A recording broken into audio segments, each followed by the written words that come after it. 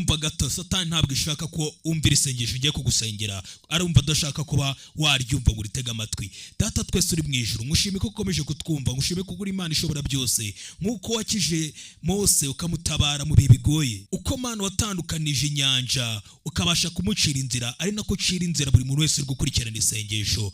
Ibyo ari gucamo byose nubwo njye nabizi, ariko Mana wowe urabizi kundusha. Mana, uburyo bumwe nk'ubwo warindishije Daniel ukamurinda intare, ari nako urindiye umuntu uri kunkurikirana hano, uri guca mu bihe bitoroshye. Murinde ibitero byose by'umwanzi. Mana Nyagasani, uburyo wahereye Dawidi ukamuhereza intsinzi kuri Goliyati, ari nako uha intsinzi umuntu uri kunkurikirana hano. Mana, uko wabikoze mbere n'ubu munsi niko wabikora. Ko bano bantu urabazi kundusha, nuko nabo ubwabo biyizi, urabazi ubwo kurusha uko nabo ubwabo biyizi. Ubahereza ibyo bashaka kandi ukomeze kubana nabo mu byo bari gucamo byose. Ubasukaho umwuka wawe wera, ubabarire ibicumuro byabo byose, kandi bakomeze muri izi nzira zose bari gucamo, bamenye izina ryawe kandi bagushime mu nzira zabo zose bari gucamo. Akora imirimo n'ibitangaza kugira ngo ahubwo buri munsi ugumane nabo, ubakomeze batazigira batekereza ko wabibagiwe mu buzima bwabo. Kandi nanjye ndabasengera kugira ngo nabo ntibazigere bakoreka, bazakunambeho. Ubaho amahoro utanga, amahoro abasha kubanesha ibintu byose byari baremereye,